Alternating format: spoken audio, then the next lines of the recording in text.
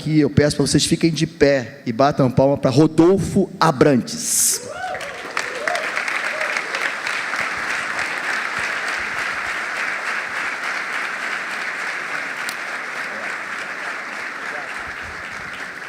Babem de inveja, mas por muito pouco a gente não fez a sessão de surf juntos hoje, porque ele surfou antes em Santa Catarina, e aqui no Rio não tinha onda. Podem se assentar. Tivemos um papo muito legal, irmão, pelo menos para mim, não sei se para você foi. Então, essa igreja que te recebe, mas com muito carinho. Deixa Deus te usar forte, tá? Que a gente está aqui para receber de você. Eu acho que a maneira que acho que você gostou logo de cara que a gente apresentou para você o modelo do Hangout. Então, que você seja convidado agora para sentar do meu lado aqui, para a gente trocar uma ideia juntos, irmão. Irmão, deixa eu perguntar para você, antes de mais nada, o que mais me admira, Elcio, na tua jornada, é o como você fala de você mesmo, do teu passado, com muita tranquilidade. Nós homens, às vezes, a gente fica com medo do nosso passado, né? A gente bebeu, com vergonha, e você é um cara que usa isso, mas com muita tranquilidade. Você conta uma história como se estivesse lendo a Bíblia, você está lendo a sua história. Então, irmão, eu vou deixar você se apresentar. Se você faça desse microfone o que você achar que é melhor. Eu sugiro que você comece pelo velho homem, para a gente depois dar essa percorrida aqui, para chegar até você hoje, irmão. Bom, obrigado, Elcio, pelas palavras. Boa noite a todos. Amém. Prazer estar aqui com vocês. Sei que tem algumas irmãs que estão aí também. Cadê as irmãs? Dá um grito aí. Glória a Deus, Deus abençoe vocês, são muito bem-vindas. Tem mais mulher aí, não tem? Tem mulher Joãozinha aí com boné. Tem.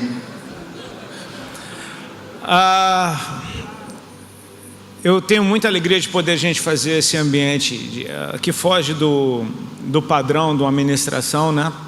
Eu creio que quando a gente simplesmente senta para conversar, a coisa é mais livre, mais leve e de certa forma mais abrangente. Quando eu ministro com a minha esposa juntos, a gente sempre faz nesse formato e, cara, é incrível como numa conversa você pode abordar, enfim, uma gama de assuntos que talvez sejam pertinentes a tudo aquilo que a gente está vivendo hoje. Desde já eu oro para que o Senhor te abençoe, amém, que Ele toque o seu coração. Eu tenho certeza que você já foi tocado, afinal de contas você está aqui. E se porque dele, por ele, para ele são todas as coisas, você precisa saber que foi Deus que te deu a ideia de estar aqui. Ele te convidou e você atendeu esse convite. Então eu tenho uma boa notícia para te dar: seu coração é tocável, amém? Ele já foi tocado. Mas eu oro para que a tua mente esteja conectada à mente do Senhor, e que, enfim, num ambiente como esse que a gente está aqui simplesmente conversando, eu oro para que você tenha um filtro. É bom você ter filtro sempre, mas é um ambiente livre demais isso daqui. Então talvez em alguns momentos eu vá dar minha opinião, e minha opinião não é Bíblia, minha opinião ela é a minha opinião. Então eu oro para que você filtre tudo que você vai ouvir, aquilo que foi da parte de Deus que você retenha, aquilo que foi a opinião do Rodolfo, você fala que viagem, beleza, mas eu gosto desse ambiente onde a gente pode simplesmente se sentir seguro ao ponto de, cara, considerar algumas coisas.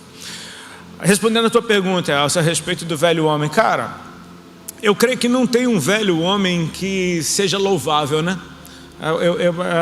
E nisso eu acho que a história de qualquer um aqui se assemelha, porque quando a gente fala do velho homem, a gente fala de uma criatura que não conhecia o Criador, de uma criatura distante do seu Criador, né? de alguém distante do que nasceu para ser, procurando por identidade. É como se eu fosse uma baqueta querendo ser um microfone e fazendo muita força para que de mim saísse um som que não é natural. Eu segui os meus sonhos. Eu sou natural de Brasília, e Brasília, eu nasci no ano de 72. Brasília, se eu não me engano, meu pai era militar, meu pai se mudou para Brasília, ele trabalhava no Hospital das Forças Armadas, era médico, ele e minha mãe, e era um cenário muito interessante, porque a capital do governo só tinha 12 anos de idade. Então você tinha aquele ambiente totalmente controlado, planejado e controlado. Eu venho nascer num ambiente como esse, onde quando eu viajava de férias, eu ouvia piada por ser de Brasília. né? As pessoas sempre te taxavam como filhinho de papai ou filho de ladrão e alguma coisa. Eu falei, cara, meus pais são médicos, velho, enfim. Mas esse cenário era um cenário muito propício para contestação. Afinal de contas, o governo estava lá e quem quisesse contestar o governo presencialmente teria que estar lá. No ano de 77 começa o movimento punk na Europa, nos Estados Unidos simultaneamente, e por conta das embaixadas que tinha em Brasília, por ser capital do governo, começam a aparecer os primeiros punks em Brasília. Um pessoal que traz uma música de contestação. O rock de Brasília, então, ele nos anos 80, ele chama a atenção do resto do Brasil. O rock que se fazia no Brasil naquela época era muito ensolarado, ele estava mais no eixo Rio-São Paulo, era Blitz, Rádio Táxi, Barão Vermelho, era um rock pra cima, um rock alto astral. De repente vem um rock de Brasília, que é um rock, cara, vem de uma raiz punk, uma raiz de contestação, a gente falando de fome, falando de problema social. Enfim, isso me abraçou, eu simplesmente, foi a primeira cultura que a minha cidade me deu. Eu tinha então aquele sonho de fazer disso a minha vida. Desde criança eu falei, cara, é isso que eu quero para mim. Eu brincava de ser um que um dia eu me tornei. Assim, eu consegui realizar os meus sonhos de adolescente, de ter uma banda, de viajar ao Brasil, de conhecer o Brasil inteiro. Só que quando eu percebo, cara, que esse sonho fui eu que tive e não foi o que Deus sonhou para mim, então eu tenho que me tornar responsável pela manutenção disso. E cara, quando você está numa época da vida que é só descoberta, tentar encontrar os limites simplesmente para rompê-los, né? Você tenta encontrar limites não para parar ali, mas simplesmente para saber o que você vai romper, você vai acabar se machucando muitas vezes e machucando muita gente ao seu redor. Então eu comecei a colecionar frustrações, comecei a colecionar, cara, desapontamentos, e vivendo meu sonho, e que era, enfim, o sonho de muita gente da minha geração. Até que, para resumir uma longa história, em 2001 eu tive o meu encontro com Deus. No começo de 2001 eu tive o meu encontro com Deus, e ele foi arrebatador. Talvez a gente fale mais detalhadamente sobre isso, mas ele foi arrebatador. E foi aí que eu descobri que o sonho dele era muito melhor que o meu. Foi aí que eu descobri que, cara, existia uma alegria que eu nunca experimentei, completamente fora daquilo que eu planejei, daquilo que eu decidi viver. E quando você está, quando o velho homem está para morrer, porque o encontro com Cristo te faz nascer de novo no Espírito, e agora nesse novo DNA espiritual, a gente sempre fala do novo nascimento, mas para que você nasça de novo, você precisa morrer antes. O batismo é o novo nascimento, sim, mas é preciso que o velho morra antes de você nascer de novo.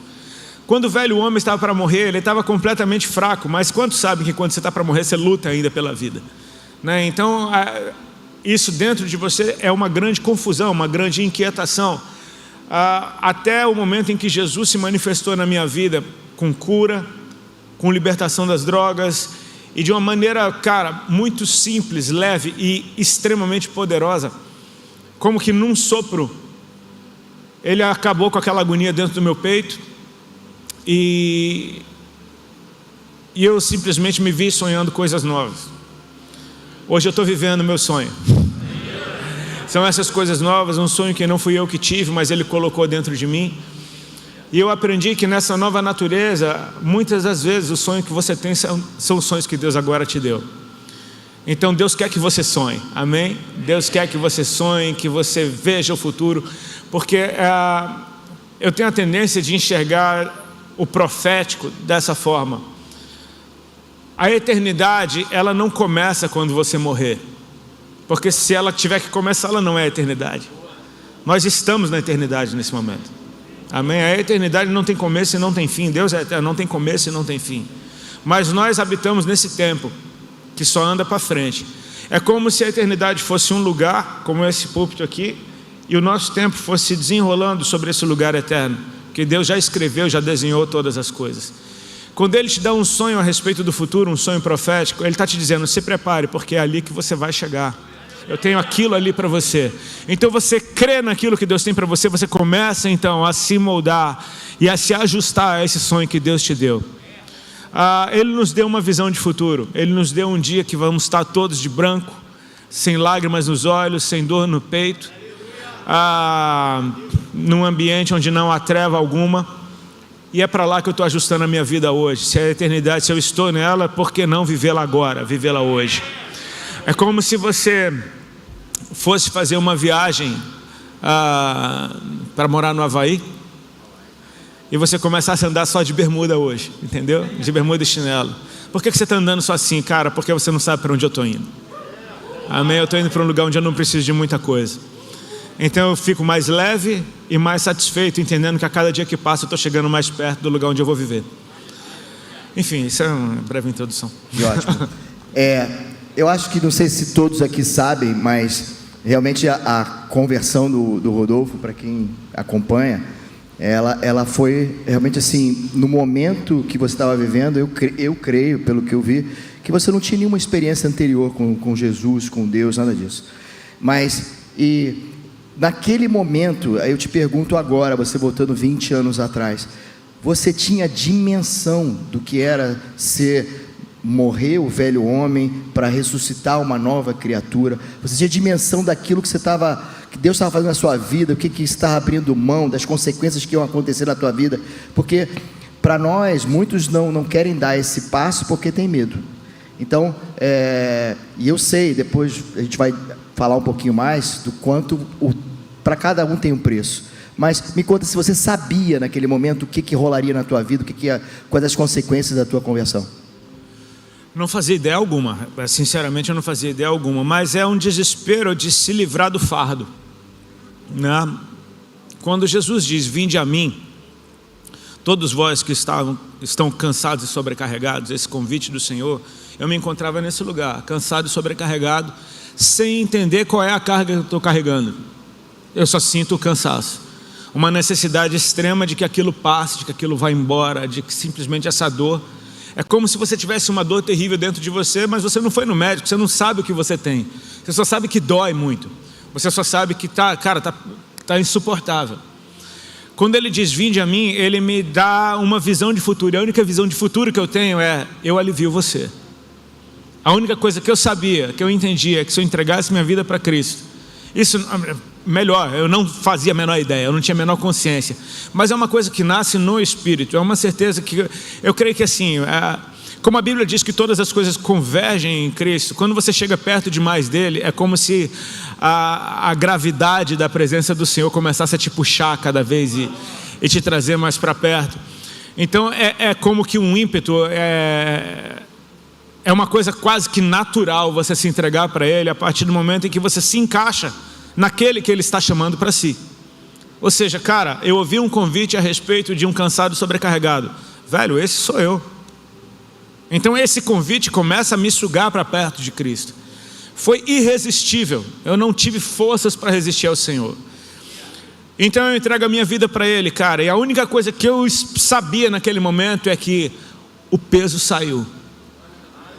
O peso saiu e eu pude respirar de novo. E assim, é muito pouco perto de tudo que Ele ainda vai fazer. Mas esse muito pouco no primeiro dia é tudo. Porque o alívio para quem está cansado é tudo que eu precisava. Eu nem sei o que tem depois. Ele me convida para tomar parte no jugo dele, para trabalhar com ele, para aprender com ele, para descansar nele, porque alívio é diferente de descanso. Alívio é momentâneo, mas o descanso ele é um estado, é uma condição de confiança, de você simplesmente, cara, saber, né? O alívio ele é uma experiência, mas o descanso ele é uma realidade. Se eu soubesse de tudo isso que o Senhor ia fazer, talvez eu tivesse me entregado antes. Mas eu creio que essa é exatamente a beleza de um encontro com Cristo. Ele aparece no meio da tua vida, num dia comum, talvez no pior dia de todos, porque na maioria das vezes ele aparece no pior momento. Eu acho que Deus até escolhe esses momentos, porque exatamente ali você não tem força nenhuma para resistir. Sabe, eu acho lindo quando o Senhor diz, vinde a mim você que está cansado, porque eu penso, cara, o cara está cansado, e o Senhor ainda está mandando ele fazer mais uma força. Vinde a mim, ou seja, dá mais um passo. Uma coisa eu aprendi, cara, Deus é criador, amém? Ele criou todas as coisas pela sua palavra, você crê nisso? Então quando Deus fala, vinde a mim, Ele acabou de colocar força dentro de você para dar espaço. Amém? Ainda que você não tenha força, quando Ele fala vem, a força apareceu, porque Ele é Criador. Ele cria o caminho, Ele cria a força dentro de você, Ele cria o acesso, Ele te dá a certeza de que há um lugar para você. Ele não está te chamando para te rejeitar, Ele está te chamando para te receber. Então você tem muita certeza através de um convite irrecusável. E cara, quando eu entrego, eu me jogo, eu não sei nada do que vai ser minha vida dali para frente, eu não faço a menor ideia, mas há uma certeza, Ele me faz bem, cara, Ele nunca vai me fazer mal. Então não interessa o que vem acontecer daqui para frente, eu quero estar nesse lugar, como foi lido aqui, onde o Senhor é o meu pastor e nada me falta. Eu acho lindo que tem aquela versão da Bíblia, a mensagem, que diz, o Senhor é o meu pastor e eu já não quero mais nada, porque eu já tenho tudo. Se nada me falta, eu tenho tudo. Se eu tenho tudo, eu não quero mais nada. Você entra num lugar de satisfação, em que você entende, cara, um prato de hortaliça com Deus, Ele é um baita num banquete, sabe, o pouco com Deus é tudo que eu precisava. E aí eu começo a descobrir que Ele é o Deus de abundância. Então assim, cara, se começou bom, essa boa obra que começou vai ser aperfeiçoada até o dia dele, né? Irmão, só contextualizando esse período do que aconteceu com o Rodolfo, eu era profissional de gravadora e era o melhor momento do Raimundos na época. O mercado fonográfico aqui no Brasil ainda não estava enfrentando a pirataria. O Raimundos, se não me engano, no primeiro disco de uma gravadora independente foi 100 mil cópias, eu acho, logo na primeira. 100 mil cópias foi rápido, né? Aí depois vendeu mais um pouco. Para vocês verem, no momento que o Raimundos estava, e normalmente o caminho percorrido por uma banda é depois que ele é lançado por uma gravadora independente, uma multinacional vem e pega a banda. Então naquela ocasião a Warner contratou o Raimundos, e no momento que ele está contando aqui desse encontro dele com Deus, com Jesus, o Raimundos estava acho que 700 mil cópias na época. A gente estava lançando ao vivo, era um CD, um DVD ao vivo. Só para vocês terem uma referência, hoje o mercado de música, que você está realmente não está mais no meio físico, mas está no meio digital, você se vender 30 mil downloads é uma coisa, mas naquela ocasião você vender 700 mil CDs, então isso na verdade para o mercado, para um artista, foi o momento mais de maior êxito da banda. Então a minha pergunta agora nesse momento, Rodolfo, é o seguinte, naquele momento, eu creio que eu te perguntei isso no almoço, eu quero que você fale aqui para todo mundo, quem foi a favor? Eu acho, na minha opinião, todo o mercado fonográfico foi contra a sua separação de uma banda, porque a gente está falando o seguinte, jogar por água abaixo o sucesso, e para nós homens aqui, como eu estou falando, é você abrir mão da sua vida material, estou falando de dinheiro, a gente está falando aqui, não é de só sucesso, mas é de sustento, e você abrir mão disso por um propósito. Então, me conta assim, teve alguém que te apoiou naquele momento? Ou você foi sozinho, você e Deus? Cara, eu e minha esposa, né? A minha casa estava comigo. Isso é o que interessa, né? A minha casa estava comigo.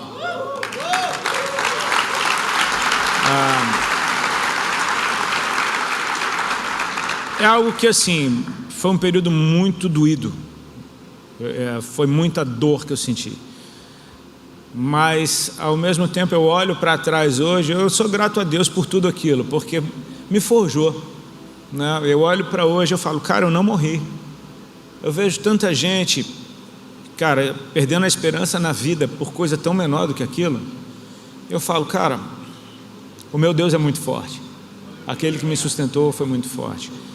Mas eu, cara, não tem um dia que eu não agradeça a Deus pela minha mulher, porque ela na ocasião era a única que já era de família cristã, né? Sim, ela veio de uma família cristã que estava todo mundo longe do Senhor, enfim.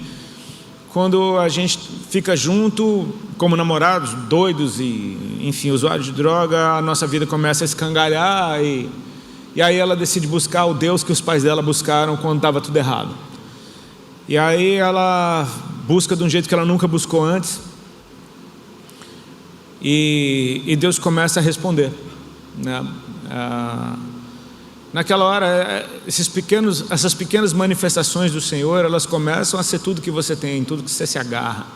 Sabe, eu não conheço Deus, mas Deus apareceu para mim e fez algo, então esse algo é tudo que eu tenho.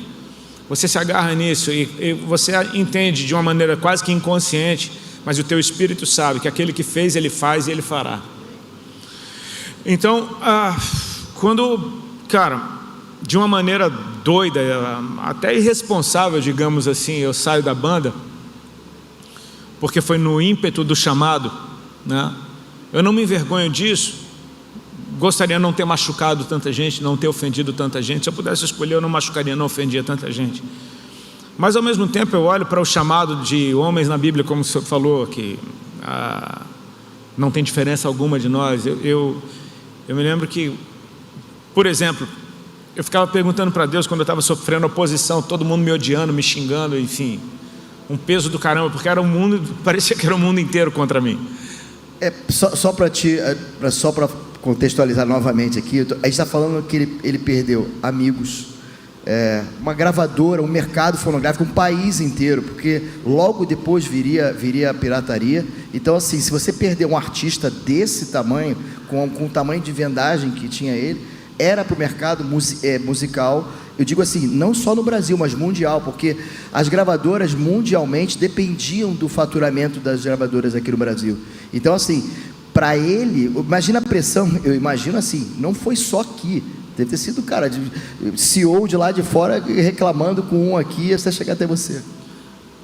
É assim, quando você começa a perceber que a coisa toma uma proporção que vai além, eu começo a participar de reuniões de oração dentro da minha casa, eu, minha esposa e umas 4 senhoras que oraram por nós. Então isso começa a ser um lugar onde Deus começa a revelar seus segredos. É o lugar onde eu fui curado, foi naquela sala daquela casa. É o lugar onde, cara, a gente começa a ler a Bíblia, é o lugar onde a gente começa a falar de Deus, a gente começa a ter reuniões. Então tem algo acontecendo no secreto e ninguém sabe do que está acontecendo, e de repente o secreto se manifesta. Bum, cara, eu sou cristão, eu estou entregando minha vida para Deus e eu quero ser exclusivo. De repente o secreto ele explode e você não sabe qual é a reação do que está ao teu redor. Talvez eu não fizesse a menor ideia da dimensão que isso fosse tomar, mas a cada dia uma notícia nova chegava. Era de repente a MTV fazendo uma enquete com os artistas sobre o que eu tinha feito. E aí eu vejo Lulu Santos falando de mim, eu vejo Lobão falando de mim, eu vejo Charlie Brown falando de mim, eu vejo Jota Quest falando de mim, vejo Pato Fu falando de mim, eu vejo todo mundo falando de mim, ninguém está falando bem. De repente eu vejo os fãs falando de mim, todos estão me odiando. Eu vejo os caras da banda falando de mim, todos estão me odiando. Eu ligava a rádio e a Jovem Pan fez uma paródia de uma música nossa, e essa música ficou em primeiro lugar na Jovem Pan por quase um mês. Se fosse na época de hoje, tu foi cancelado geral. Não, completamente, não tinha internet, mas o fato de não ter internet piorou, porque na internet a coisa dura uma semana, ela é intensa, é um bombardeio intenso, mas é uma semana. Naquela época não tinha internet, então assim, uma revista lançava uma matéria, demorava um mês para ter outra matéria em cima daquela, então a coisa se perpetuava por meses e meses e meses. Bom, foram 20 anos, 20 anos apanhando. Você aprende e você começa a perceber, cara, 1000 caem ao meu lado, 10.000 à minha direita, mas sou não atingido.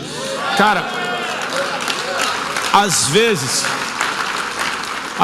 a gente percebe, como é que eu suportei isso? E a resposta foi Cristo que suportou isso. Você estava coberto por Ele.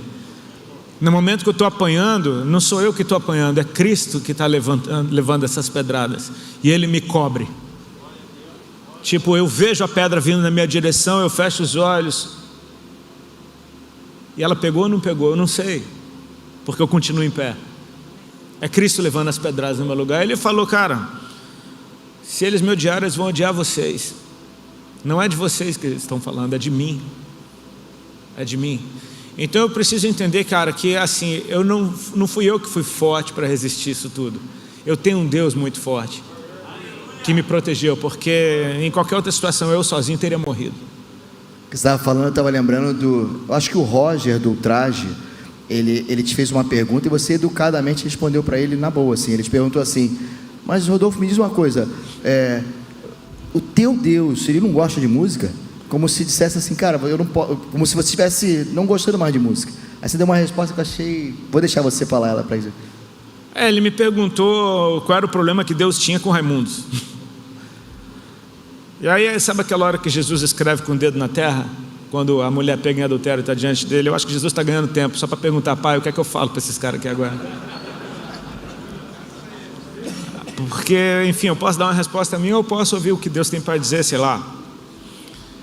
Eu orei ali naquela hora, e aí, Senhor? Então eu disse para ele, cara, em primeiro lugar, Deus não tem problema com nada, porque nada é problema para Deus. Deus não tem problema, Deus não tem rival, Deus não tem competidor. Cara, o inferno inteiro pode se juntar, nem rela no trono dele, não consegue chegar porque é luz. Enfim, mas nós temos problema com a vida que a gente leva. Aí a música que eu fazia era a trilha sonora da vida que eu vivia. Depois de eu ter feito as pazes com o Digão, eu percebi que eu não tenho problema algum com o Raimundos. O meu problema era com a vida que eu vivia.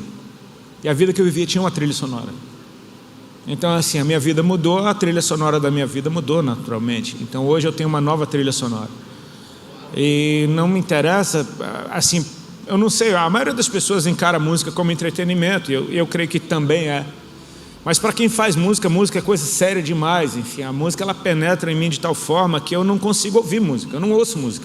Eu não tenho fone, eu não tenho Spotify, eu não tenho... Porque, cara, se eu for ouvir música, eu vou ter que parar tudo. Agora, a música feita ao vivo, por exemplo, a música feita na igreja, se eu estiver no restaurante e tem alguém tocando, isso me suga para dentro, porque música para mim é coisa séria. Eu não consigo simplesmente fazer uma coisa porque é legal. Eu tenho que fazer uma coisa que, cara, que seja vida, que seja verdade, que seja o meu coração jorrando aquilo.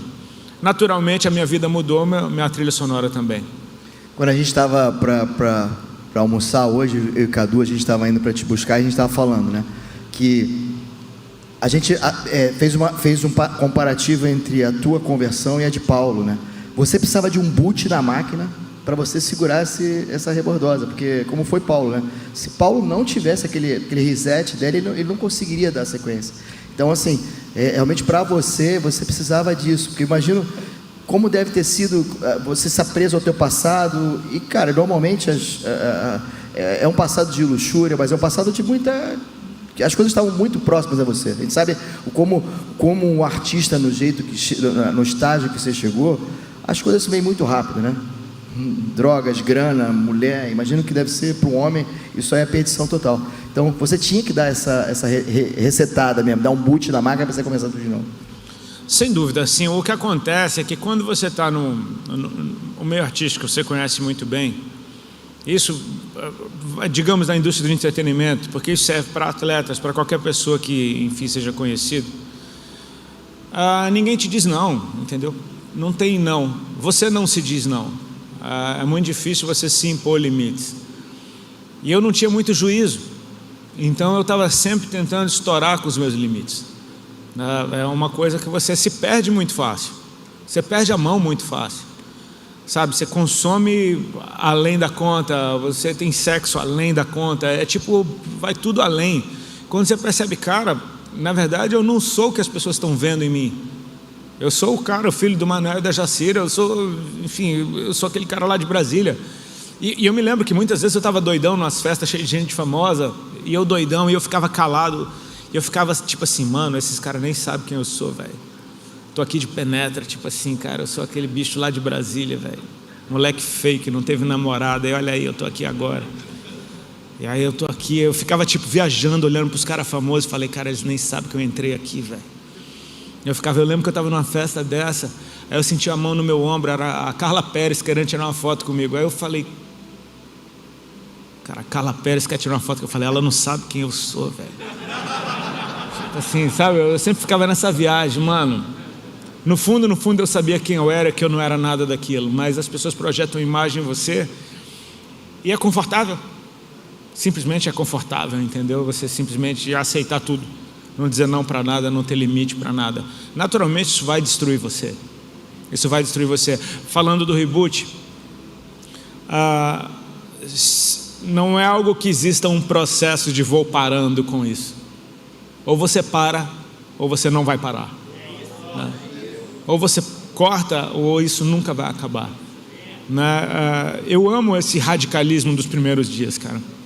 Eu acho que inclusive a nova geração, principalmente os mais jovens, precisam experimentar um pouco disso, um pouquinho de Velho Testamento na vida, sabe? Porque só assim a gente entende graça, sabe? É muito lindo a gente nascer na graça. Cristo inaugurou a graça. A graça não é uma coisa dessa geração, não. Cristo inaugurou a graça, Ele trouxe essa verdade. Mas eu preciso saber do que eu fui liberto. Eu preciso saber, cara, que existe um preço a pagar que eu jamais pagaria. Cristo pagou por mim. Eu não posso tratar isso como qualquer coisa. Se Ele precisou morrer para que hoje eu possa ter essa vida, como é que eu vou tratar essa vida que Ele me deu agora de qualquer jeito? Então isso te faz pensar e viver de uma forma... Cara, nasce uma responsabilidade dentro de você que você antes não tinha. E assim, muitas vezes as pessoas falam: cara, você largou as drogas, você é um baita testemunho. Você foi curado, você é um baita testemunho. Você deixou uma carreira de sucesso por Jesus, você é um baita testemunho. Cara, eu acho que um dos maiores testemunhos que tem na minha vida é o senso de responsabilidade que Deus me deu hoje, que eu não tinha, absolutamente eu não tinha. E eu percebi, cara, como essa disciplina é liberdade, né? Aquilo que Renato Russo cantou na música Disciplina é Liberdade. Eu amava essa frase. Quer dizer, passei a amar depois de Cristo, porque eu falei, cara, realmente disciplina é liberdade. Quando eu consigo enxergar os limites que Deus me deu, não como uma prisão, mas como proteção. Tipo, Ele está falando: filho, eu conheço o fim. Sabe, eu canso de falar isso para a galera mais jovem. Quando Deus te diz não faça isso, não é Ele querendo simplesmente exercer poder sobre você ou querer cortar sua onda. Não, Ele é um ser eterno. E um ser eterno conhece o fim de todas as coisas. Então, o que é mais fácil, matar um monstro gigante ou matar um monstro quando é novinho, quando está dentro do ovo? Ele olha para aquele começo e ele fala: não faz isso, porque eu sei onde isso vai dar. Você não faz ideia, mas confia em mim, isso aqui não é um caminho bom. Se eu tiver um pingo de humildade e confiança em Deus, eu aceito o não dele como uma proteção e como prova do seu amor por mim. Então eu vou lidar muito melhor com esse não, entendendo que dizer não é liberdade. As pessoas acham que ser livre é dizer sim para tudo. Cara, quem diz sim para tudo não escolheu nada. Quem diz sim para tudo não tem liberdade alguma. É simplesmente um fantoche na mão de qualquer informação que te puxe para qualquer lado. Quando eu aprendo o poder do não e como ele me faz bem, cara, eu vou passar muito mais tempo dizendo não, porque se eu escolho, eu não escolho qualquer coisa. Então eu vou ter que dizer não para um monte de coisa para poder aceitar uma ou outra. E assim a gente caminha.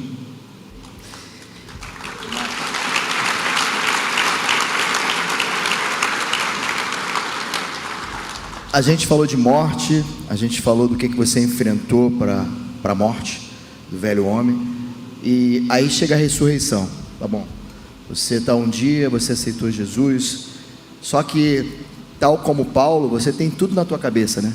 Como é que você lidou com o estereótipo? Eu agora sou crente, mas eu tenho gíria de punk, eu tenho gosto tinha um vício que um batismo não cura rapidamente, né? Como é que foi lidar com isso, né? Como é que foi o novo Rodolfo? Pô, agora eu sou crente, imagina, e naquela época, 20 anos atrás, a igreja não é tão, vamos dizer assim, aberta como hoje, vamos chamar assim. Como é que você lidou com essas coisas? Porque isso para nós, homens, é importante, porque muita gente entende que no batismo você mergulhou, e Deus faz uma mágica em você, e que você sai um novo homem. Na verdade é um processo. Nenhum de nós aqui, por mais que seja dolorosa, por mais que seja impactante, tem sim o passado. Você não teve amnésia, está tudo na tua cabeça, né? Você tem amizade, você tem pensamento, você tem gosto, né? Como é que foi lidar com esse antes e depois? Cara, o que Cristo faz na nossa vida, a parte dele, ela realmente é um milagre. Assim, ele me tirou de um charco de lodo e de um poço de perdição. Olha o cenário.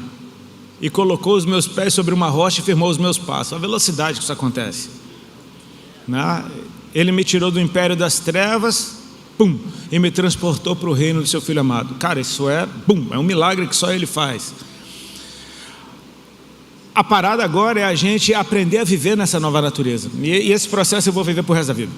Eu já entrei em paz com isso. Tipo, é uma mudança por dia, é uma coisinha aqui, outra ali, sempre aprendendo uma coisa nova, sempre tendo uma coisa velha para deixar. Às vezes, coisas da nossa natureza velha estão enterradas ali porque elas só aparecem quando a gente reage a determinada situação.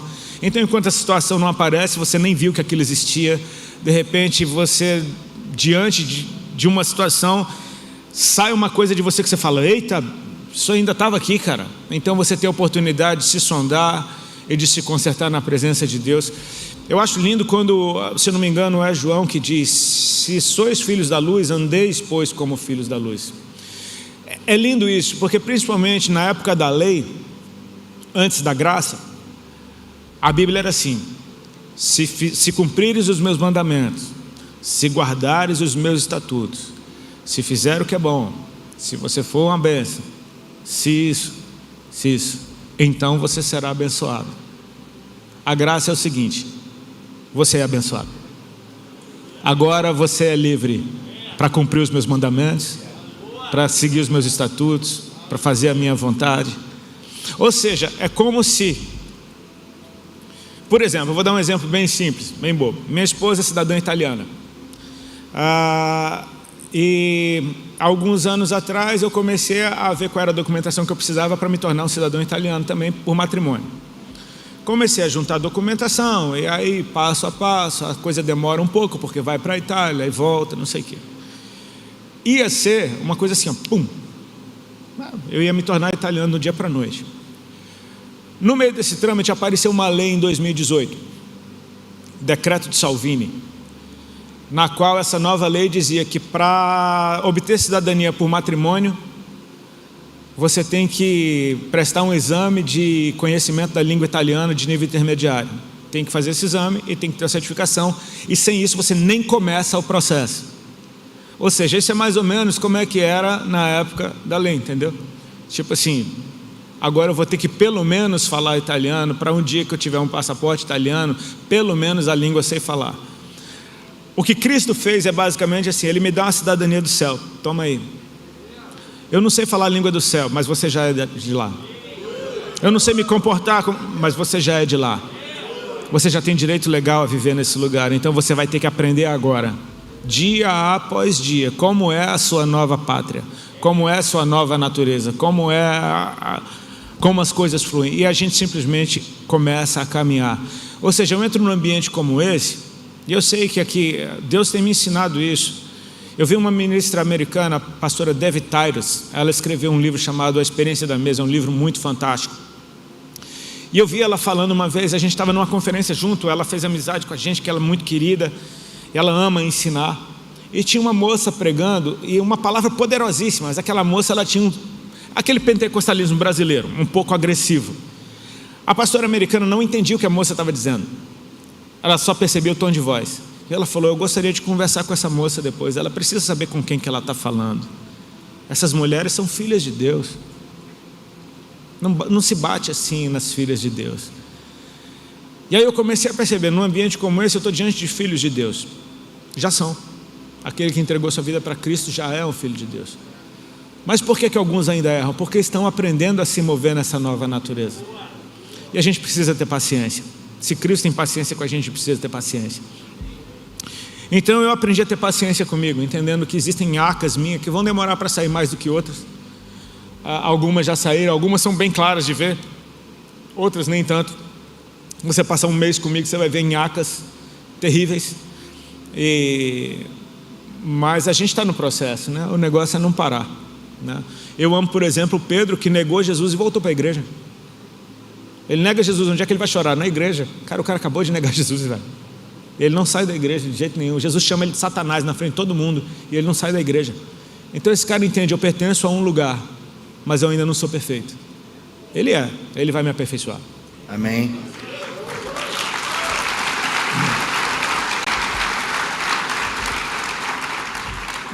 A gente falou de caminho percorrido, e aí, se a gente pegar lá na Bíblia, pela cronologia, né, a aceitação de Paulo como cristão até demorou até um tempo, né? Até mesmo para os cristãos, porque esse cara matou geral. No teu caso, no mundo novo que você estava aparecendo para você, você enfrentou desafio assim mesmo em igreja mesmo? Você chega para os caras te olharem de lado, ou foi assim, te aceitaram abertamente, foi fácil de você caminhar?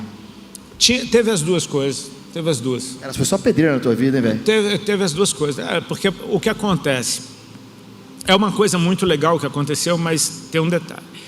Ali no começo dos anos 2000, teve uma safra de artistas se convertendo, que muitos não deram bom testemunho, nem permaneceram, só trocaram de carreira. E de repente eu aceito Jesus nessa safra. Então eu sou mais um oportunista, mais um cara que está vindo na igreja atrás de sucesso, atrás de um novo público. Se as pessoas fizessem a conta, eu percebia que não fazia sentido, porque eu tinha uma carreira de sucesso. Minha carreira não acabou para depois eu procurar outra. Não, eu não procurei carreira nenhuma. Eu deixei uma e fiquei sem nenhuma. A real é essa. Só que ao mesmo tempo tem um detalhe bem interessante, cara. No final dos anos 90, o Brasil estava vivendo um baita de um avivamento na área do louvor. O que aconteceu em Belo Horizonte foi um baita avivamento no Brasil na área do louvor. O Danduque, aquele pastor americano que mentoreou pastor Antônio Cirilo, David Keelan, Ana Paula Valadão, Ricardo Robortella, Judson de Oliveira, Nívia Soares e tantos outros. Cara, o que aconteceu nesse grupo de oração foi um avivamento que escoou para a nação brasileira. E é interessante Deus fazer algo tão espiritual em algo que é arte, e de repente artistas começam a se converter como um fruto desse avivamento, né? Eu começo a perceber isso. Existia essa desconfiança. Só que o fato de ter deixado a carreira por Cristo deu um certo crédito. Tipo, a igreja falou, cara, esse cara não sabe nada de Deus, mas ele fez um treco que só um doido faz. Tipo, ninguém faz isso em perfeito juízo. Então começaram a me convidar, vem aqui contar a sua história, deixa a gente entender. E eu sei que em muitos lugares onde eu chegava lá para ser testado. Claramente, a igreja me testando, tipo, os caras assim, qual é a desse cara? Todo tatuado, enfim. Não era como hoje que tem internet. Hoje que você convida alguém para a igreja, você sabe a roupa que esse cara usa, você sabe a versão da Bíblia que esse cara usa, você sabe se ele é bíblico, se ele não é, você sabe se é uma baita de uma viagem, você sabe quem você está convidando para a igreja. As pessoas hoje me fazem essa mesma pergunta: você sente rejeição em alguns lugares? Claro que não, porque quem me convida sabe o que está levando para dentro da igreja e você convida com honra. Mas naquela época não, tipo, um jovenzinho que ouvia Raimundos de cantinho na igreja, viu que o cara se converteu, fala pro pastor dele, ei, vamos chamar aquele cara pro grupo de jovens. Pastor, quem é aquele doido? Não sei, tipo, então ficava todo mundo numa desconfiança. E você sente que existe isso, né? Mas assim, isso não me feria de forma alguma.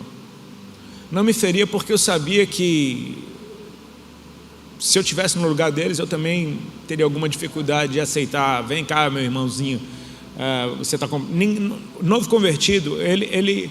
A maioria das coisas esmagadoras que ele fala de Deus são abobrinha, porque ele ainda não conhece Jesus, cara. Ele acabou de ter um encontro. O encontro é real, o encontro provocou algo dentro dele, mas não é hora de ensinar nada para ninguém, é hora de aprender. É hora de você, cara, humildemente sentar e ouvir. E quando você for falar, fala do que você experimentou. Eu amo os evangelistas da Bíblia. Sabe, o Filipe que encontra Natanael e fala, olha a grande teologia de Filipe. Encontramos aquele de quem Moisés e os profetas escreveram. Jesus de Nazaré, filho do José. Acabou, cara, não sei mais nada dele, é isso que eu sei. Mas eu sei onde ele está. Vem e vê, né? É a mulher na beira do poço de Samaria que chega na cidade depois do encontro com Cristo e fala, encontrei um homem que me disse o que eu tenho feito. Será ele porventura o Messias? Cara, eu não sei nada, mas eu sei que eu encontrei. Então assim, a gente vai, é o cego que foi curado por ele, pergunta, quem te curou? Não sei, eu estava cego na hora, pô. Não sei quem me curou, mas depois eu vou conhecê-lo, né? E assim, o testemunho ele já é poderoso o suficiente para pelo menos botar uma pulga na orelha de quem está ouvindo, porque faz as pessoas perguntarem, será? E quando você pergunta será, você começa a procurar, e se você procurar, você vai achar. Então assim, eu louvo a Deus pela natureza do meu chamamento, digamos assim, da forma como Ele me alcançou, porque Ele fez um rebuliço na minha vida quando eu estava no auge, e cara, goste ou não, as pessoas ficaram sabendo. Com o tempo elas saberão, né? Existem pessoas que passaram anos me odiando até terem o seu próprio encontro. De repente, tudo aquilo que elas ouviram agora faz sentido, porque vai testificando. Eu me lembro que teve uma igreja nos Estados Unidos que eu fui ministrar, a primeira vez que fui ministrar fora do Brasil. Eu fui a Boston e fui ministrar numa igreja lá, e o pastor, presidente da igreja, estava viajando e deixou um pastor no cargo lá cuidando da igreja, e de repente chego eu lá para dar um testemunho na igreja. Ele olha para mim de cima embaixo, falou: vem aqui na salinha. Aí, isso antes do culto começar. Ele chegou: você aceitou Jesus? Eu falei: sim. Ele batizou? Eu falei: sim, claro, pastor. Ele falou: eu vou te dar 15 minutos, tá? Eu falei: tá bom. Eu falei, já na primeira igreja que eu fui, tipo, a primeira lapada que eu tomei foi essa. Eu falei: Senhor, vamos lá, 15 minutos. Subi e contei a minha história. Imediatamente o pastor subiu, me abraçou e me pediu perdão diante da igreja. Falou: cara, desculpa, eu não te conhecia, eu estou aqui na América há muito tempo, eu não sei de tua história, sei nada.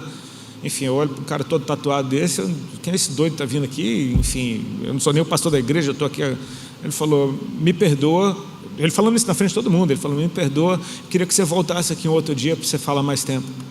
Eu falei: poxa, que legal. Teve um pastor em Portugal que eu fui, isso já faz menos tempo, mas foi a primeira vez que fui ministrar em Portugal. E eu chego lá, era uma igreja de portugueses mesmo, e o irmão que me levou falou: Rodolfo, o pastor quer almoçar com você. Só que eu percebi que ele estava meio preocupado. Eu falei: mas está tudo bem? Ele falou: cara, assim, os portugueses são um pouquinho diferentes da gente, eles são muito na tora, E ele falou que ele precisa te conhecer para você poder pregar na igreja dele. Se ele não te conhecer antes, você não vai pregar não. Eu falei: tá bom? Eu falei: bora. Aí ele: tá bom? Eu falei: tá bom, beleza, vamos almoçar. Chegamos lá, era um portuguesão, um senhor grandão assim. E o cara super querido olhou para mim: Rodolfo, paz do Senhor, queria te conhecer, que bom que você atendeu o meu convite, vir para o almoço. Ele: então, eu marquei esse almoço porque eu preciso te conhecer, senão você não prega na minha igreja. Tipo assim, na tora. Ele falou: você já pregou em Portugal? Eu falei: não. Ele falou: então você vai ouvir isso muito, ministro brasileiro não tem boa fama aqui. Já foram muitos casos da gente ter que arrancar o microfone da mão dos caras. Ele falou: um amigo meu de Lisboa, isso eu estava na cidade do Porto, ele falou: um amigo meu de Lisboa, eu ofereci para você ir lá, falou: tem um ministro brasileiro vindo aqui, você quer que ele vá na tua igreja? Ele falou: tu conhece? Ele falou: não conheço quem trouxe. Ele falou: então não quero. E ele só queria me conhecer. E eu falo: cara, eu acho que esse zelo, ele não é mal, sabe? Eu acho que essa desconfiança, ela não é má. Paulo enfrentou isso, mas é aquele negócio, eu posso não saber tudo, mas eu sei que eu encontrei alguém, cara, que mudou minha vida. E sabe, esse encontro, ele é real, é um momento eterno. Eu tenho até ministrado sobre isso, da gente aprender a compartilhar não simplesmente a informação, mas a experiência, de levar as pessoas ao lugar do seu encontro, porque o encontro se torna deles.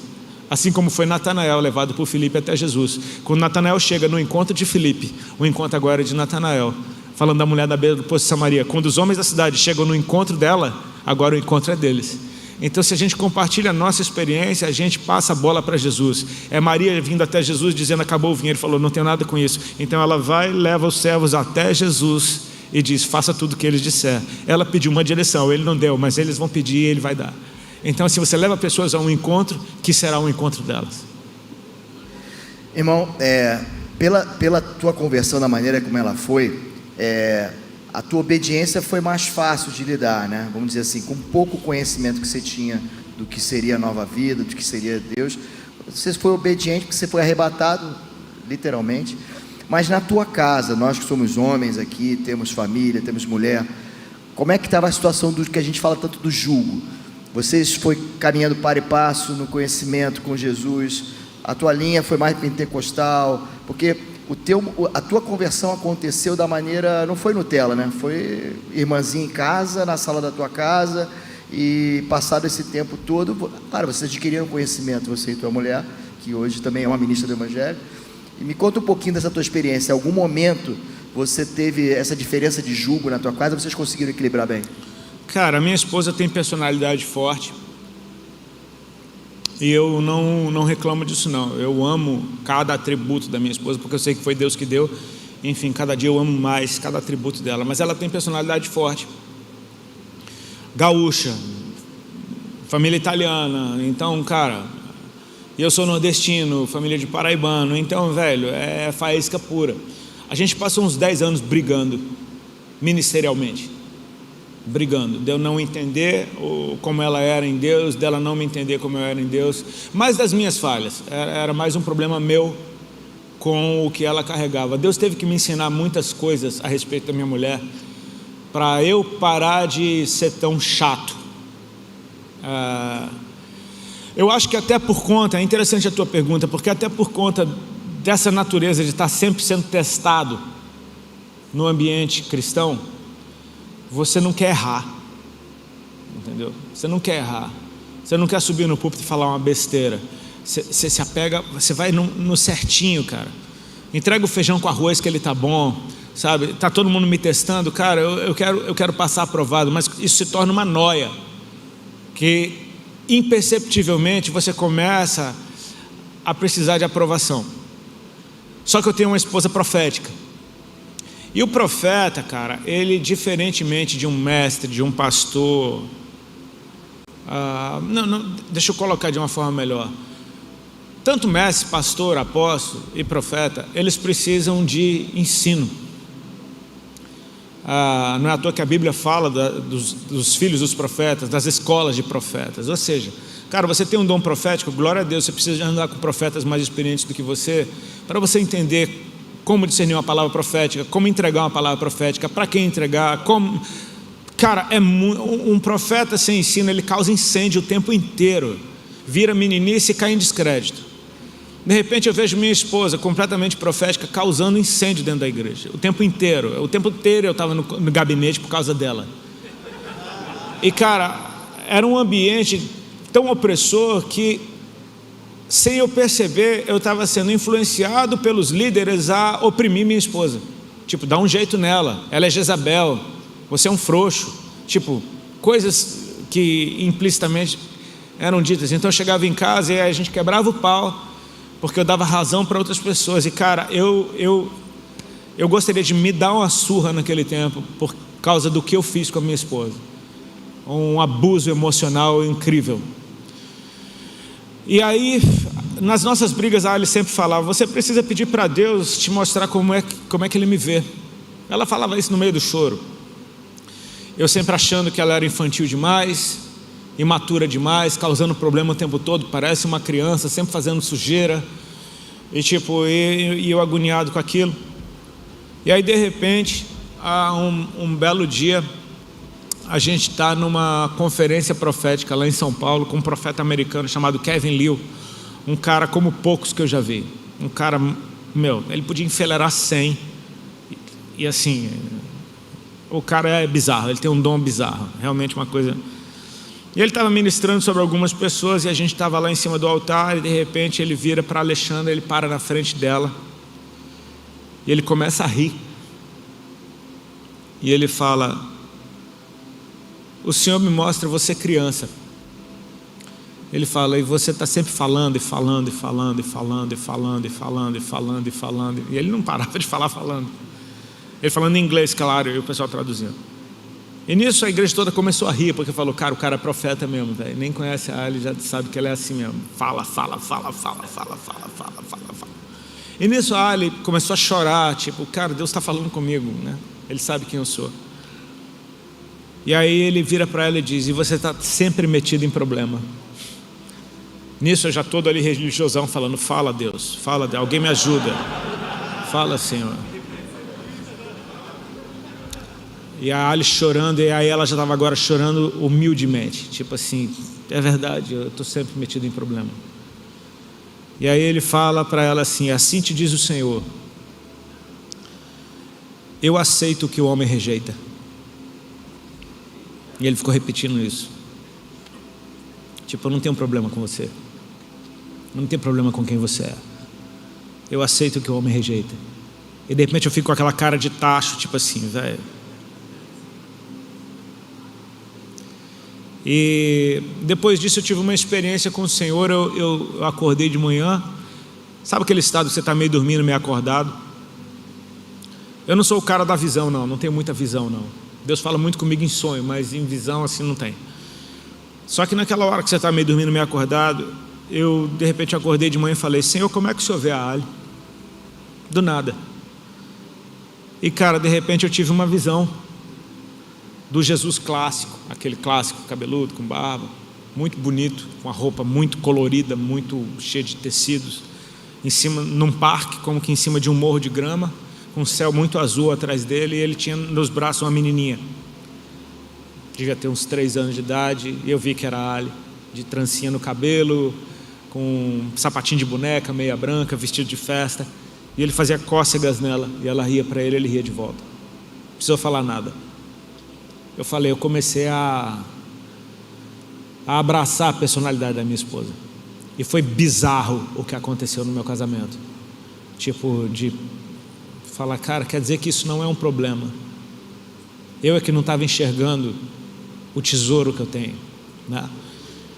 E aí você começa, é aquele negócio, cara, se junta com Deus, sabe? Assim, a parábola do filho pródigo, ela tem um detalhe muito interessante, porque ela é uma sequência de parábolas que Jesus está falando o mesmo assunto, a alegria do pai de ter de volta aquilo que era dele e estava perdido.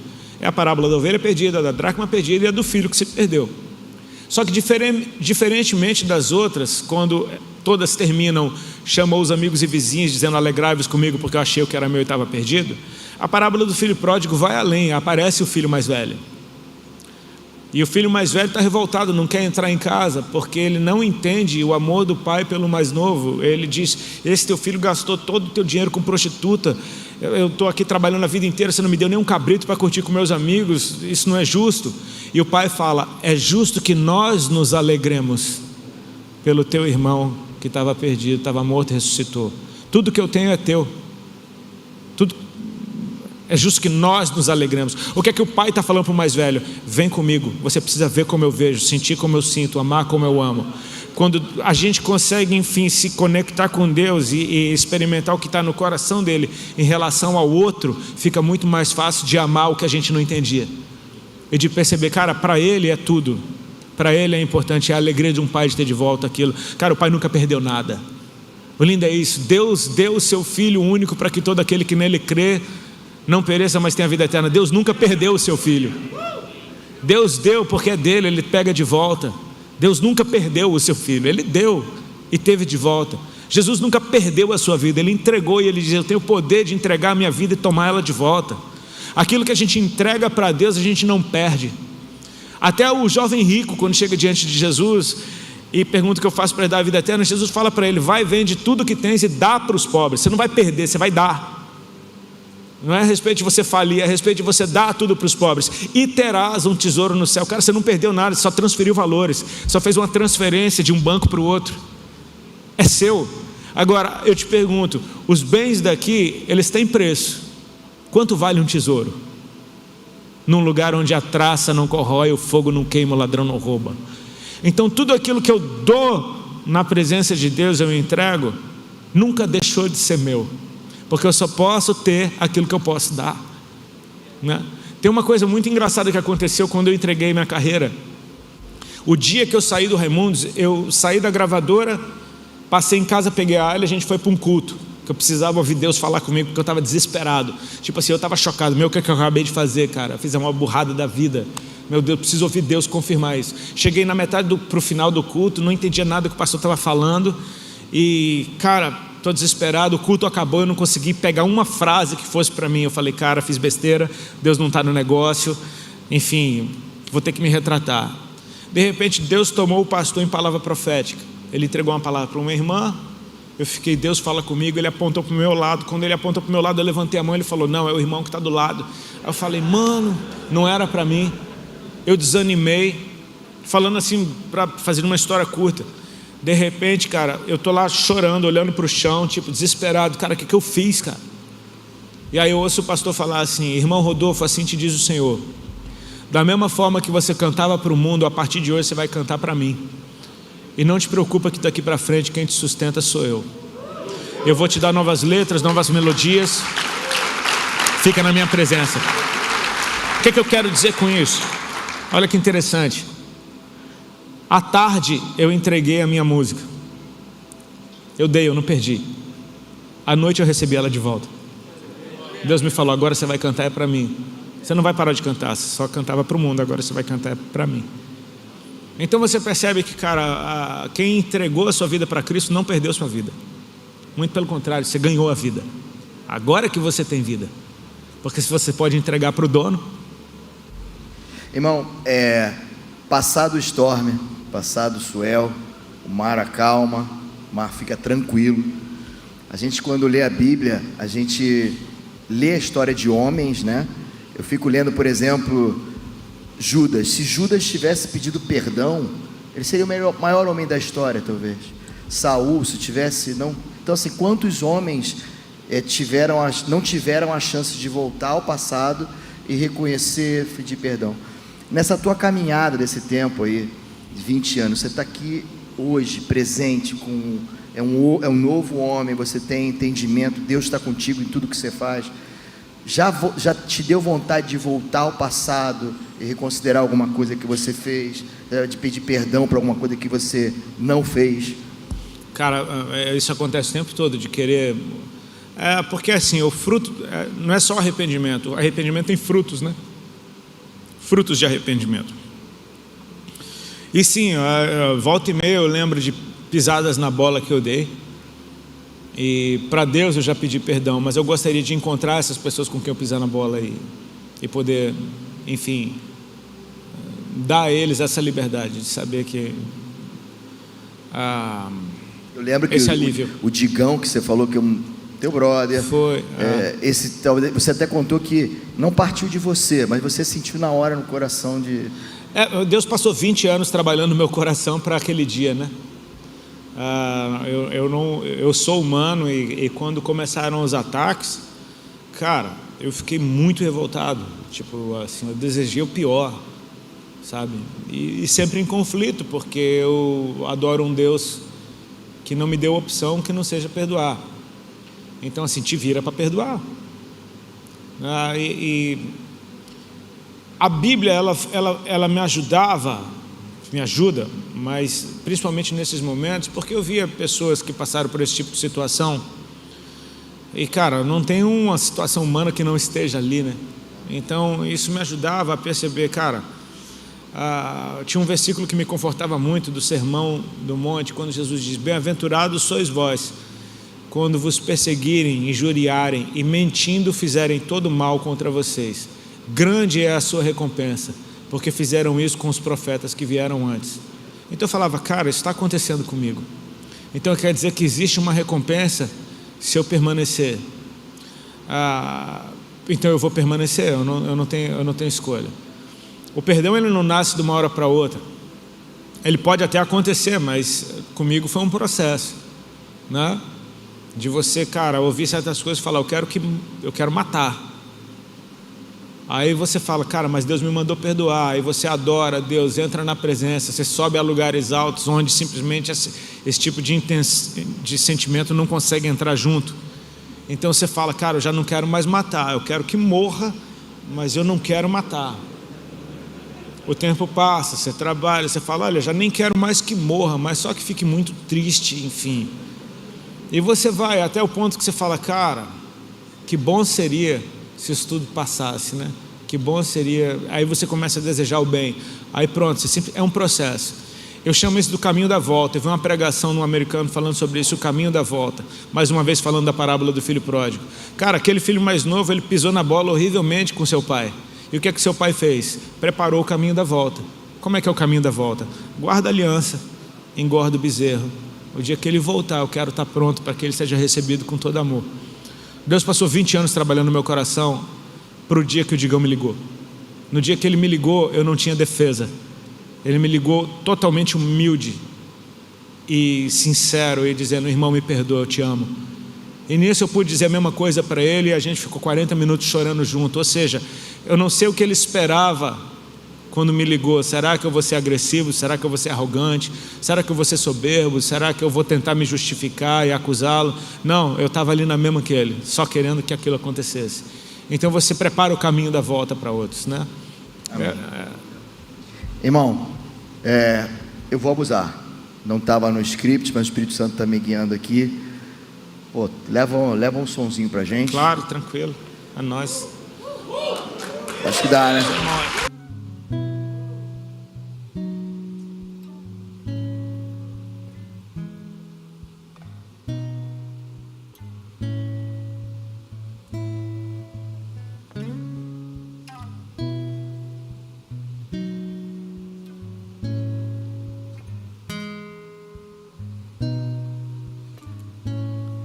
Dá-me ouvidos pra ouvir, dá-me olhos pra ver, um coração pra sentir teu Espírito que me chama.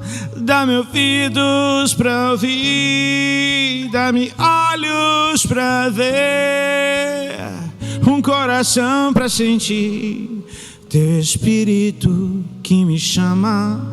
Eu bem que tentei ficar igual, sonhando com o sol em plena luz do dia, dormindo enquanto a vida acontecia.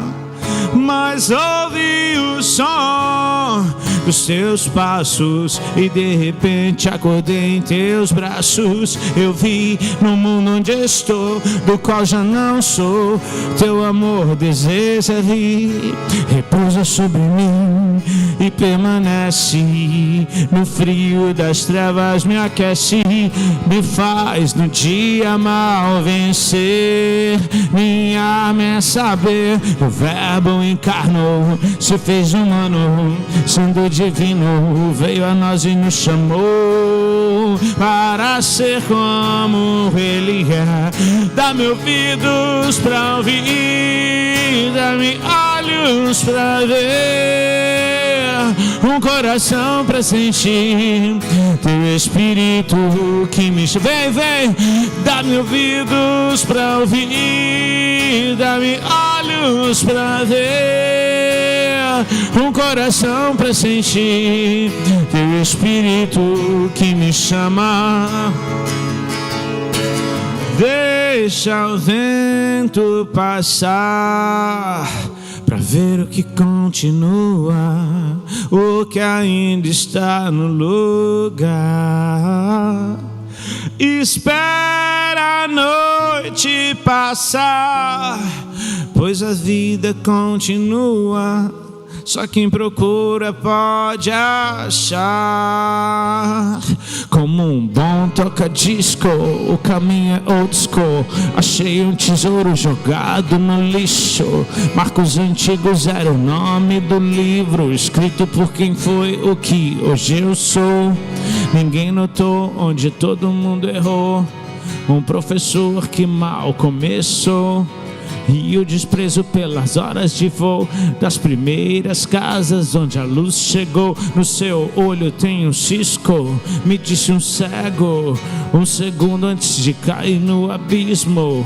Como ovelha que conhece o pasto, só o som da sua voz me diz time to go. Ou como virgens despertando do sono, aí vem o noivo, eu dormi mas prontamente saí ao seu encontro. Não me distraí com outros no tempo de espera, eu guardava óleo na reserva. Desenterra hoje o que o céu te deu, prepara um presente pro futuro que nasceu nas ruas e palácios. Aumenta o som no máximo e roda até cair. Vem, dá-me ouvidos pra ouvir, dá-me olhos pra ver, um coração pra sentir teu Espírito que me chama. Dá-me ouvidos pra ouvir, dá-me olhos pra ver, um coração pra sentir. Erga sua voz a Ele.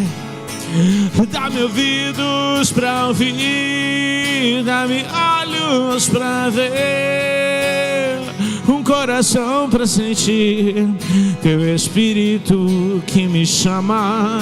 Dá-me ouvidos pra ouvir, dá-me olhos pra ver, um coração pra sentir teu Espírito que me chama. O Verbo encarnou, se fez humano, sendo divino, veio a nós e nos chamou para ser como Ele é.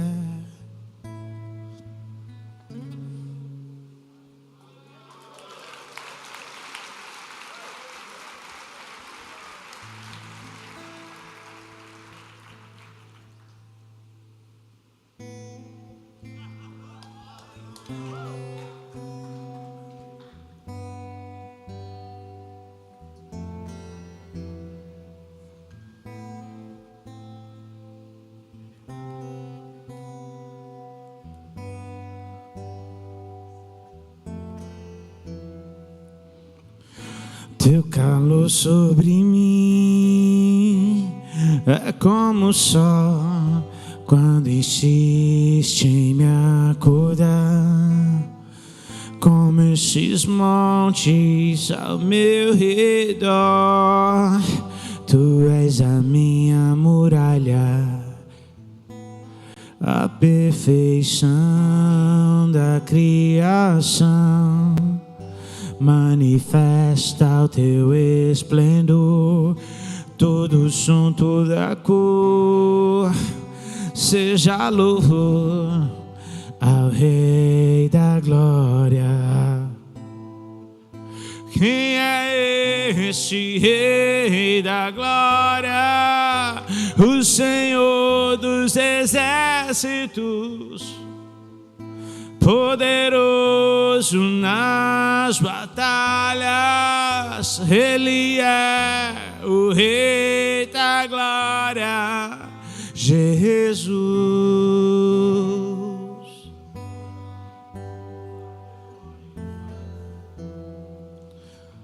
O teu convite diz que há um lugar pra mim. O teu amor me fez inocente. E se do barro em tuas mãos sai algo bom, o que dizer da obra terminada? Esse prazer que tu tens em mim me dá prazer em te deixar contente. Meu tempo é hoje, não está longe. O dia que será pra sempre. Quem é este Rei da Glória? O Senhor dos exércitos, poderoso nas batalhas. Ele é o Rei da Glória. Quem é este Rei da Glória? O Senhor dos exércitos, poderoso nas batalhas. Ele é o Rei.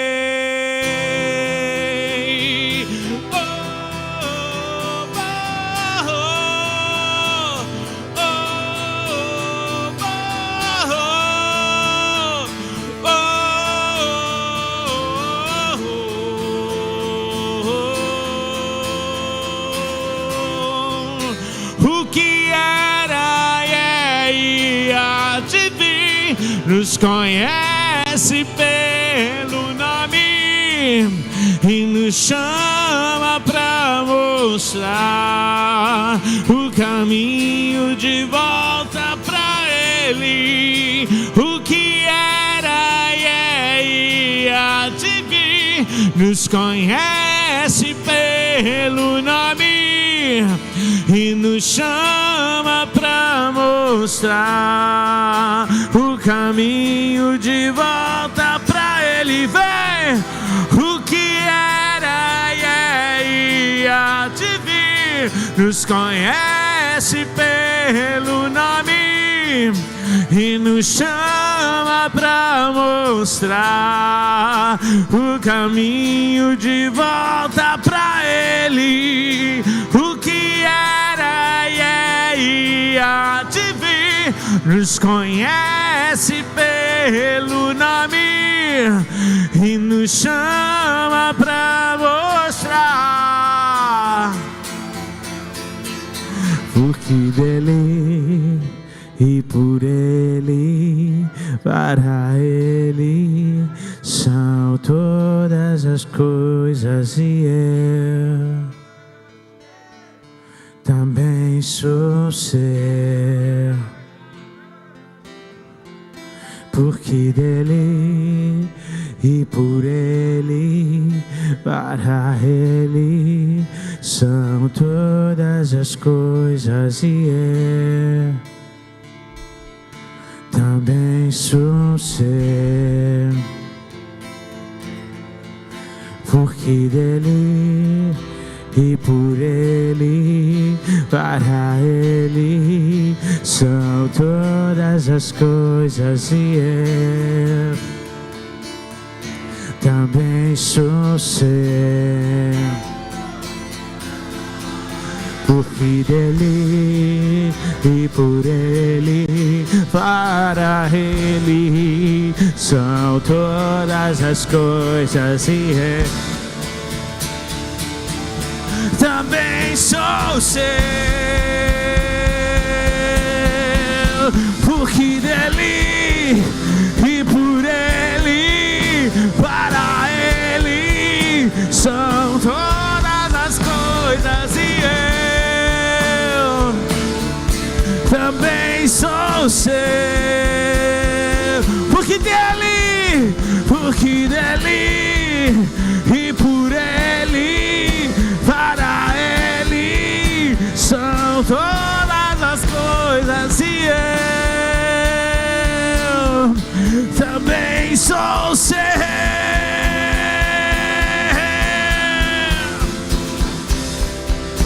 O que era e há de vir nos conhece pelo nome e nos chama pra mostrar o caminho de volta pra Ele.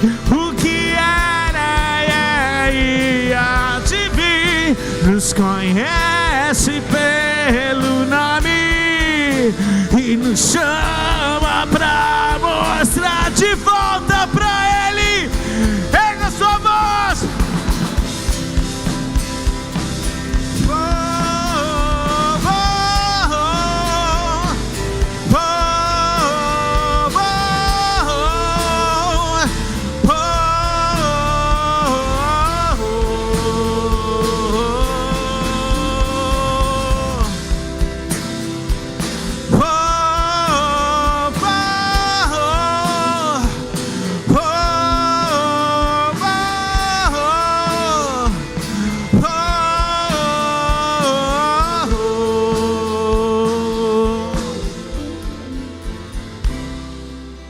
E por Ele, para Ele são todas as coisas, e eu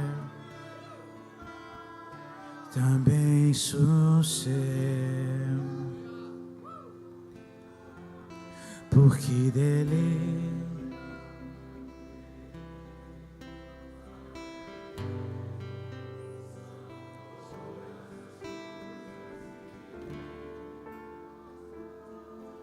também sou seu. Porque dele e por Ele, para Ele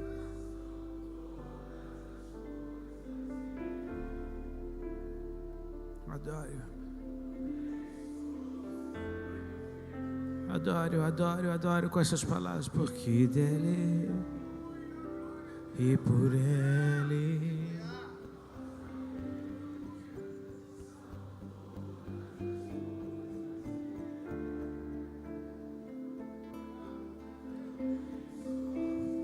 feche teus olhos, por favor, curva tua cabeça.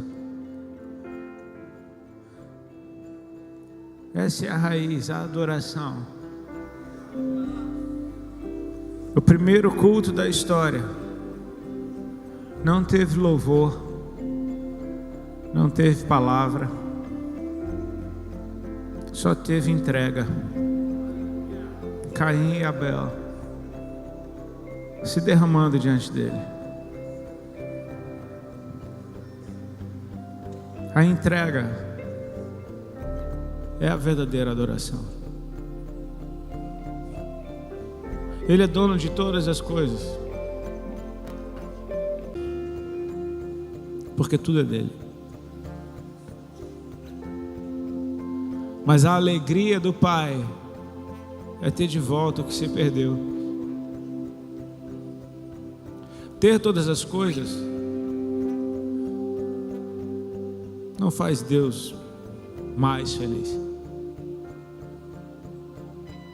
mas ter de volta o que era dele Isso provoca festa no céu. Tudo que Deus quiser, Ele toma porque é dele. Deus deu, Deus tirou, louvado seja o nome do Senhor. Mas a minha vida, Ele só tem se eu entregar.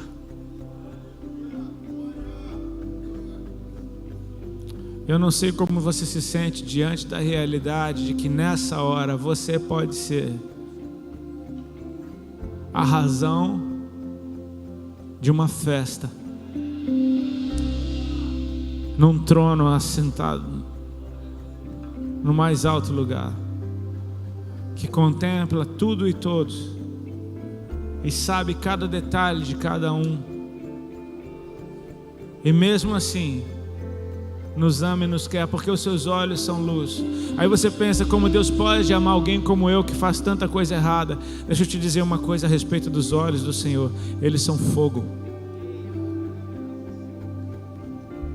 e onde a luz chega, resplandece nas trevas, e as trevas não têm poder contra a luz. Sabe o que acontece quando Deus olha para você? A luz dele faz com que Ele veja aquilo que Ele plantou de bom dentro de ti. E Ele sabe de tudo que você carrega de bom aí dentro, porque foi Ele que colocou. A raiz da adoração é a entrega. Eu me entrego a Ele quando eu reconheço quem Ele é. E ao reconhecer que Ele é santo, eu reconheço que não sou e preciso dele para ser santificado. Ao reconhecê-lo como justo, eu reconheço que não sou e preciso dele para ser justificado. Ao reconhecê-lo como puro, eu reconheço que não sou, mas preciso dele para ser purificado. E você não sabe o bem que faz voltar à sua forma original, ao que Ele desenhou desde o princípio. Portanto, nessa hora, eu gostaria de orar por você que está aqui dentro nessa noite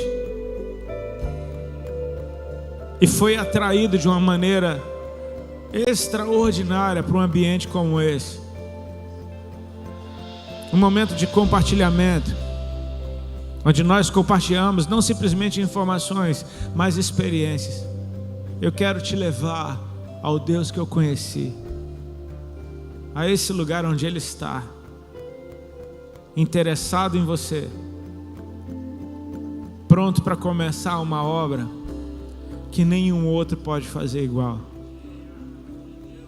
Esse é o meu Deus, de braços abertos, esperando seus filhos voltarem para casa. Se há alguém aqui nessa noite que reconhece, eu preciso entregar minha vida para Jesus hoje, cara, eu já quero te pedir, sai do teu lugar e vem aqui na frente do altar que eu quero orar por você. Se tem alguém que entende, eu preciso entregar minha vida hoje, glória a Deus. Tem alguém vindo aqui? Tem mais alguém?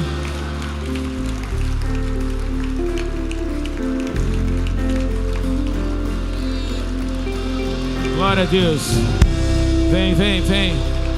Vem, vem, vem. Esse é um ambiente seguro. Você não está aqui para ser acusado de nada. Eu oro para que o Espírito Santo de Deus te tome aí pela tua mão agora.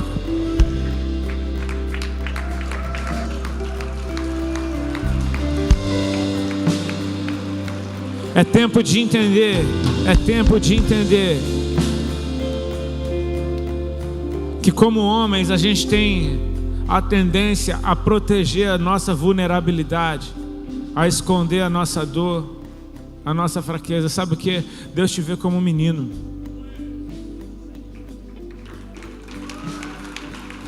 A visão que Deus me deu naquele dia a respeito da minha mulher, eu descobri que Ele me vê assim também, um menininho nos seus braços, onde eu posso chorar à vontade.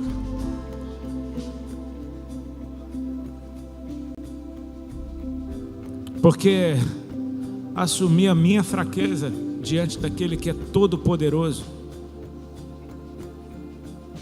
Faz com que Ele comece a operar dentro de mim exatamente no que eu não tenho, no que eu não sou. A certeza do abraço. Ele nunca vai te rejeitar. Ele nunca rejeitou ninguém que se achegou até Ele com o coração quebrantado e chegou para Ele em arrependimento. Nunca, nunca, nunca. Se Adão tivesse pedido perdão a Deus por ter pecado, ele seria perdoado. Se Caim tivesse pedido perdão a Deus por ter matado Abel, ele seria perdoado. Se Judas tivesse pedido perdão a Deus por tê-lo traído, seria perdoado. Não há ninguém que chegou diante dele arrependido e não recebeu o seu perdão. Eu te encorajo, se você ainda está resistindo aí no seu lugar, cara, eu insisto, sabe por quê? Porque Jesus disse que uma alma vale mais do que o mundo inteiro. E talvez seja essa a razão dessa noite estar acontecendo.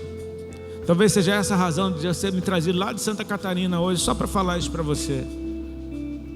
Que Ele sabe, Ele se importa, Ele te quer de volta em casa. Experimenta o que é vida de verdade.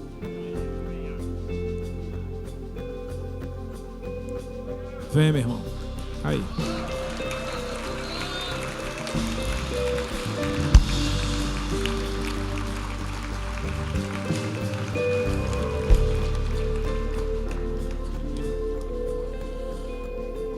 Meus irmãos, estenda as mãos para cá para os seus irmãos que estão nascendo hoje. Pai, como é bom estar num ambiente onde eu não preciso me envergonhar, porque o Senhor levou sobre si a minha vergonha e me deu a sua justiça, o sacrifício perfeito, o sacrifício suficiente. O salário do pecado foi pago, a ira de Deus aplacada. Jesus se fez maldito por nós, para que nós pudéssemos ser abençoados nele. Portanto, Senhor, nós somos testemunhas desses filhos voltando para casa hoje. E nós queremos aprender com aquela parábola, nos juntando a Ti e nos alegrando junto contigo, por causa dos nossos irmãos que voltaram para casa. Que o Teu Espírito Santo encontre lugar dentro deles e faça morada. Que não seja só uma visitação, mas que eles sejam habitação do Senhor. Eu oro para que a partir de hoje essa boa obra que começa venha a ser aperfeiçoada, e de glória em glória nós somos transformados. Eu oro para que a cada dia algo novo seja colocado aí dentro de cada um deles, uma porção Tua, do Teu amor, da Tua presença.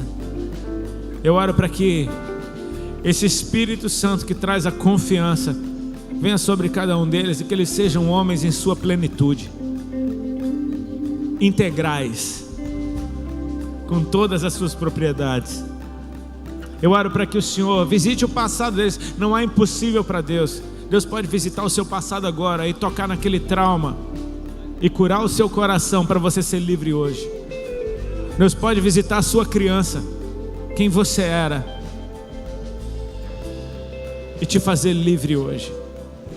Simplesmente se entregue completamente. Que o sangue de Cristo derramado naquela cruz venha sobre cada um de vocês, lavando completamente os pecados, as vestes, e despertando a consciência de que a conversão é um processo, e nós precisamos abraçar o processo. A obra dele já foi feita, já está consumada. O que Jesus pode fazer por ti, ele já fez. Agora você se entrega cada dia mais. Que assim seja, em nome de Jesus.